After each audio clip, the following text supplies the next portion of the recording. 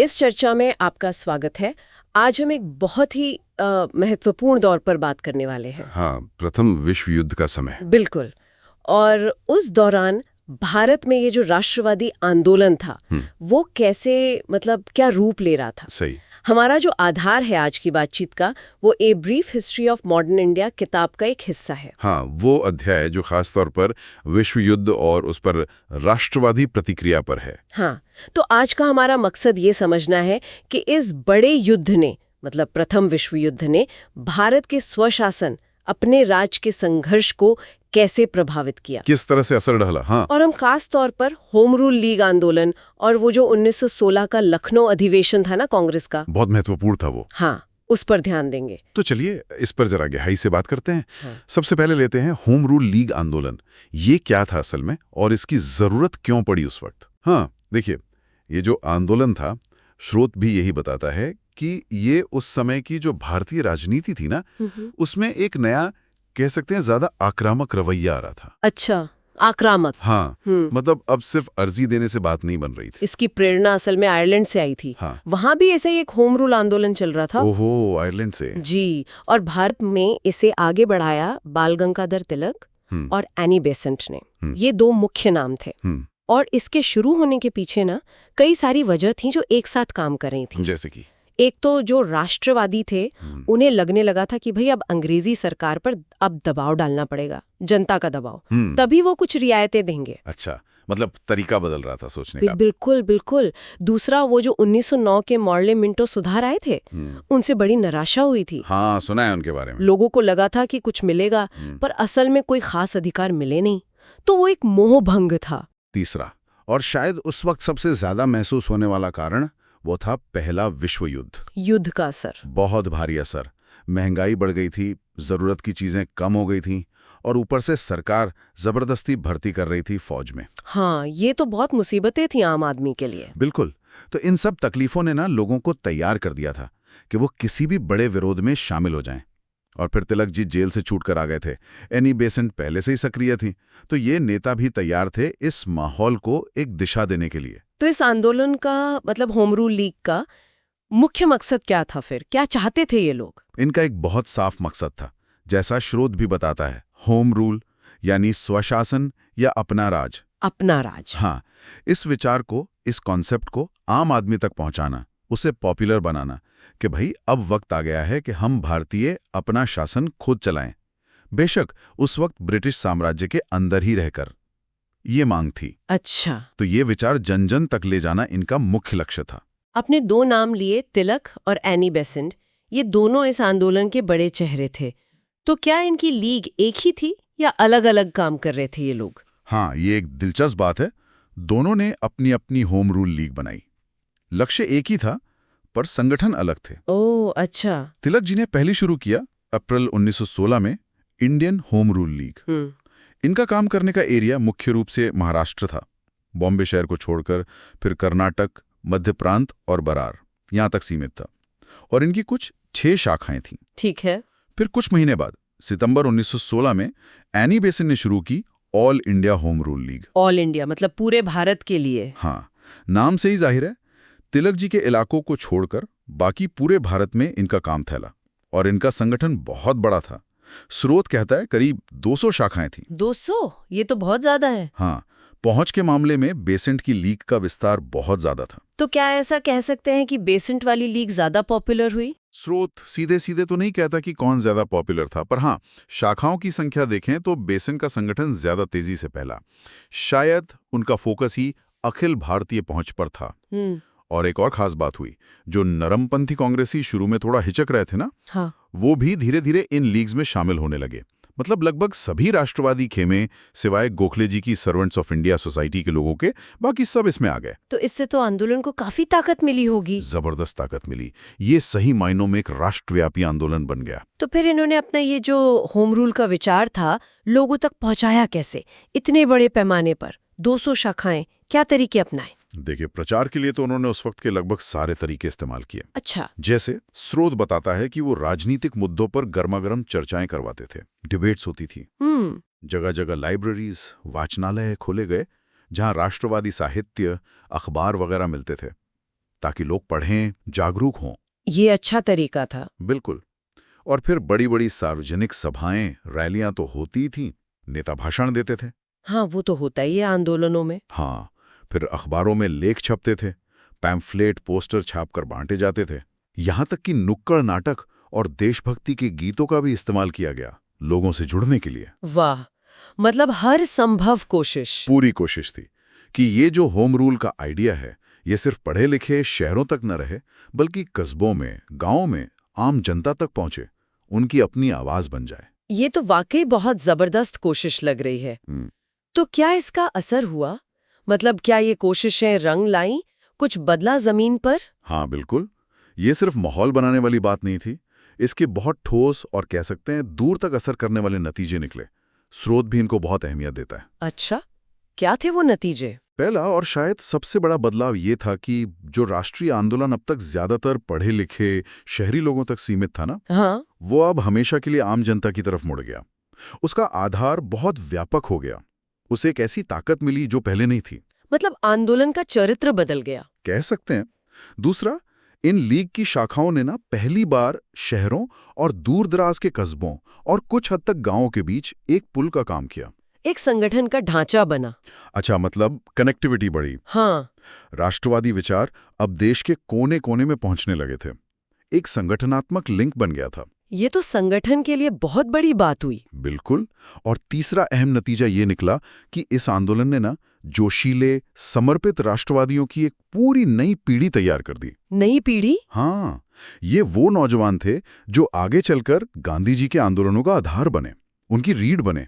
अच्छा। और चौथा, जिसकी बात हम आगे करेंगे, इस होम रूल आंदोलन के दबाव और इसकी लोकप्रियता ने कांग्रेस के अंदर भी माहौल बदला। कांग्रेस के अंदर कैसे? नरम पंथियों और गरम पंथियों के बीच जो खाई थी ना 1907 के सूरत विभाजन के बाद से, हाँ, वो सूरत स्प्लिट, उसको पाटने में मदद की। इसी माहौल की वजह से 1916 के लखनऊ अधिवेशन में वो फिर से एक हो पाए। तो हाँ, इसके नतीजे काफी ठोस और महत्वपूर्ण थे। अच्छा, तो मतलब होम रूल आंदोलन ने एक तरह से स्टेज सेट कर दिया था आगे की बड़ी घटनाओं के लिए। बिल्कुल, जमीन तैयार कर दी थी। हाँ। तो अब आते हैं 1916 के लखनऊ कांग्रेस अधिवेशन पर। स्रोत इसे एक मील का पत्थर कह रहा है। क्या हुआ था ऐसा खास इस अधिवेशन में? हाँ, लखनऊ अधिवेशन वाकई भारतीय राष्ट्रवाद के इतिहास में एक टर्निंग पॉइंट था। स्रोत के हिसाब से देखें तो इसके दो सबसे बड़े ऐतिहासिक नतीजे निकले। दो नतीजे? जी। पहला, गरमपंथी नेता मतलब तिलक और उनके साथी, जिन्हें करीब 10 साल पहले कांग्रेस से निकाल दिया गया था सूरत में। हाँ, 1907 में। उन्हें वापस कांग्रेस में ले लिया गया। ये बहुत बड़ी बात थी। इसने राष्ट्रवादी आंदोलन के अंदर का सबसे बड़ा बंटवारा खत्म कर दिया। यानी कांग्रेस फिर से एक हो गई। हाँ, दोनों धड़े एक हो गए। एकता की भावना उस समय बहुत मजबूत थी। लखनऊ अधिवेशन के जो अध्यक्ष थे, अंबिका चरण मजुमदार, उन्होंने कहा भी था, स्रोत में उनके शब्द हैं। क्या कहा था उन्होंने? उन्होंने कहा कि लगभग 10 वर्षों के दर्दनाक अलगाव और गलतफहमी के जंगल में भटकने के बाद भारतीय राष्ट्रवादी पार्टी के दोनों धड़ों ने ये महसूस किया है कि एकजुट होकर वो खड़े रह सकते हैं, लेकिन विभाजित होकर वो गिर जाएंगे। वाह, मतलब साफ था कि एकता में ही बल है। बिल्कुल, ये शब्द उस समय की जरूरत और भावना को एकदम सही दिखाते हैं। ये तो वाकई एक बहुत बड़ी सुलह थी। और दूसरा महत्वपूर्ण नतीजा क्या था लखनऊ का? दूसरा और शायद उतना ही अहम नतीजा था कांग्रेस और मुस्लिम लीग के बीच हुआ समझौता। इसे लखनऊ पैक्ट कहते हैं। कांग्रेस और मुस्लिम लीग के बीच समझौता? हाँ। ये कैसे हुआ? ये तो बड़ी बात है। हाँ, ये अपने आप में एक असाधारण घटना थी। दोनों संगठन जो अब तक अपनी अपनी राह चल रहे थे, वो इस अधिवेशन में एक साथ आए और उन्होंने मिलकर फैसला किया कि वो ब्रिटिश सरकार के सामने संवैधानिक सुधारों की एक मिलीजुली योजना रखेंगे, एक जॉइंट डिमांड। अच्छा, एक संयुक्त मोर्चा। हाँ, एक तरह से अंग्रेजों को दिखाने के लिए कि हम एक हैं। ये एक शक्ति प्रदर्शन जैसा था। लेकिन कांग्रेस और मुस्लिम लीग, इनके तो मुद्दे अक्सर अलग होते थे। फिर ये समझौता हुआ कैसे और इसमें खास बातें क्या थीं? देखिए, इस समझौते की सबसे खास बात, और जो आगे चलकर बहुत बहस का मुद्दा भी बनी, हाँ, वो ये थी कि कांग्रेस ने मुस्लिम लीग की एक बहुत पुरानी मांग मान ली। वो थी मुसलमानों के लिए अलग निर्वाचक मंडल, यानी सेपरेट इलेक्टोरेट्स। सेपरेट इलेक्टोरेट्स मतलब ये कि कुछ सीटें ऐसी होंगी जहां सिर्फ मुस्लिम वोटर ही मुस्लिम कैंडिडेट को वोट देंगे। ओह, ये तो बहुत बड़ा फैसला था कांग्रेस के लिए। हाँ, बहुत बड़ा। और कांग्रेस ने ये कदम उस वक्त राजनीतिक एकता को सबसे ऊपर रखते हुए उठाया था। तो उस वक्त ऐसा क्यों जरूरी लगा कांग्रेस को? इसका फौरी मकसद क्या था अलग निर्वाचक मंडल मानने का? जैसा स्रोत से इशारा मिलता है, उस समय का सबसे बड़ा तात्कालिक लक्ष्य एक ही था, ब्रिटिश सरकार के सामने एक मजबूत, एकजुट चेहरा दिखाना। अच्छा। होम रूल आंदोलन ने जो माहौल बनाया था पूरे देश में, उसका फायदा उठाकर दोनों बड़े राजनीतिक दल ये दिखाना चाहते थे कि देखो, पूरा भारत अब मिलकर अपने राजनीतिक हक मांग रहा है। तो अलग निर्वाचक मंडल जैसे मुद्दे पर राजी होना उस खास वक्त में एकता बनाने और सरकार पर ज्यादा से ज्यादा दबाव डालने के लिए एक कह सकते हैं स्ट्रैटेजिक कदम था, एक रियायत थी, एक रणनीति। हाँ, उस समय की राजनीतिक जरूरत या रणनीति कह लीजिए। हालांकि स्रोत हमें इसके दूर के असर या इसकी आलोचनाओं के बारे में ज्यादा नहीं बताता, वो बस इसके उस वक्त के मकसद पर जोर देता है। समझ गई। तो ये सब हो रहा था, होम रूल आंदोलन फैल रहा था, लखनऊ में कांग्रेस एक हो गई, फिर कांग्रेस और लीग में भी समझौता हो गया। इस सब पर ब्रिटिश सरकार क्या कर रही थी? उनकी क्या प्रतिक्रिया थी? वो चुप तो नहीं बैठे होंगे? नहीं, बिल्कुल नहीं। ब्रिटिश सरकार भारत में ये जो तेजी से चीजें बदल रही थी, उन पर बहुत बारीकी से नजर रखे हुए थी। होम रूल आंदोलन का इतना फैलना, लखनऊ में बनी ये नई राजनीतिक एकता और साथ में विश्व युद्ध के हालात भी बदल रहे थे, इन सब ने मिलकर ब्रिटिश सरकार पर बहुत दबाव डाला। अच्छा, दबाव महसूस कर रहे थे वो? हाँ, उन्हें लगने लगा था कि भाई अब कुछ तो देना पड़ेगा, कुछ रियायतें देनी होंगी, वरना मामला हाथ से निकल सकता है। तो इसी माहौल में भारत के जो सेक्रेटरी ऑफ स्टेट थे उस वक्त, एडविन मॉन्टेग्यू, हाँ मॉन्टेग्यू, उन्होंने अगस्त 1917 में ब्रिटिश संसद के हाउस ऑफ कॉमन्स में एक बहुत महत्वपूर्ण बयान दिया। इसी को मॉन्टेग्यू घोषणा या अगस्त घोषणा कहते हैं। अगस्त घोषणा क्या था इसमें खास? क्यों इतनी महत्वपूर्ण मानी जाती है ये? इसमें सबसे खास बात ये थी, जैसा स्रोत भी साफ करता है, कि ब्रिटिश सरकार ने पहली बार ऑफिशियली ये ऐलान किया कि भारत में उनकी पॉलिसी का आखिरी मकसद क्या है। अच्छा, और क्या था वो मकसद? वो मकसद था भारत में धीरे धीरे ऐसी स्वशासी संस्थाएं बनाना, यानी सेल्फ गवर्निंग इंस्टीट्यूशंस, और एक जिम्मेदार सरकार की स्थापना करना जो ब्रिटिश साम्राज्य का हिस्सा बनी रहे। मतलब स्वशासन की बात मान ली उन्होंने। हाँ, पहली बार। हाँ, दूसरे शब्दों में कहें तो पहली बार ब्रिटिश सरकार ने ये माना, कम से कम कागज पर, कि हाँ, भारतीयों को स्वशासन देना उनकी नीति का हिस्सा है। ये बहुत बड़ी बात थी। हाँ, ये तो है। इससे पहले उन्होंने कभी इतने साफ तौर पर स्वशासन को अपना लक्ष्य नहीं बताया था। हाँ, ये जरूर था कि इसमें धीरे धीरे यानी ग्रेजुअल शब्द पर बहुत जोर था। अच्छा, मतलब कोई टाइमलाइन नहीं दी? कोई टाइमलाइन नहीं, लेकिन फिर भी ये एक पॉलिसी में बदलाव का बड़ा संकेत था। स्रोत हमें ये नहीं बताता कि इस पर भारतीय नेताओं की क्या प्रतिक्रिया थी या उनकी क्या आपत्तियां थी, पर एक घोषणा के तौर पर इसका महत्व तो था ही। तो अगर हम इन तीनों चीजों को जोड़कर देखें, होम रूल आंदोलन, फिर लखनऊ समझौता और फिर ये मॉन्टेग्यू घोषणा, तो इन सब का कुल मिलाकर आगे की आजादी की लड़ाई पर क्या असर पड़ा? इन्होंने भविष्य कैसे तय किया? देखिए, ये तीनों घटनाएं एक दूसरे से बहुत गहराई से जुड़ी थी और इन्होंने मिलकर आजादी की लड़ाई की दिशा बदल दी। कैसे? होम रूल लीग ने वो काम किया जो पहले नहीं हुआ था। आम जनता को जगाया, उन्हें जोड़ा, आंदोलन का आधार बड़ा किया। हाँ, वो तो हमने बात की। इसी बढ़ते हुए जन दबाव ने लखनऊ में कांग्रेस के अंदर एकता और फिर कांग्रेस लीग समझौते को मुमकिन बनाया। और लखनऊ समझौते ने, चाहे उसमें आगे चलकर कितनी भी कमियां निकली हों, उस वक्त एक जॉइंट पॉलिटिकल फ्रंट बनाया। इसने ब्रिटिश सरकार पर दबाव और बढ़ा दिया। और फिर मॉन्टेग्यू घोषणा आई। बिल्कुल, उसी दबाव के जवाब में मॉन्टेग्यू घोषणा आई। और भले ही वो घोषणा थोड़ी गोलमोल थी, उसमें धीरे धीरे की बात थी, लेकिन उसने पहली बार स्वशासन को एक ऑफिशियल लक्ष्य बना दिया। तो आगे की मांग के लिए एक आधार मिल गया। इसने भविष्य में और ज्यादा सुधार मांगने के लिए एक बेस तैयार कर दिया। तो एक तरह से ये घटनाएं एक चेन की तरह थी जिसने आंदोलन को एक नए लेवल पर पहुंचा दिया। तो अगर हम संक्षेप में कहें तो हमने देखा कि कैसे होम रूल लीग ने जनता को जोड़ा, राजनीतिक चेतना फैलाई, हाँ, और एक देशव्यापी संगठन बनाया। फिर लखनऊ में एक स्ट्रैटेजिक एकता बनी जिसने ब्रिटिश सरकार को सोचने पर मजबूर किया। बिल्कुल। और आखिर में मॉन्टेग्यू की घोषणा ने, चाहे धीमी रफ्तार से ही सही, पर ब्रिटिश नीति में स्वशासन की दिशा में एक औपचारिक बदलाव का संकेत तो दे ही दिया। हाँ, बिल्कुल सही कहा आपने। यही इसका सार है।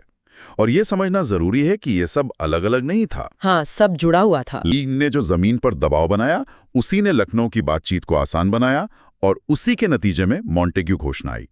तो जनता पर जोर, बेहतर संगठनात्मक जुड़ाव, राष्ट्रवादियों की नई पीढ़ी का आना, ये इस दौर के मुख्य सकारात्मक नतीजे थे, जैसा हमारा स्रोत बताता है। इस विश्लेषण में शामिल होने के लिए धन्यवाद।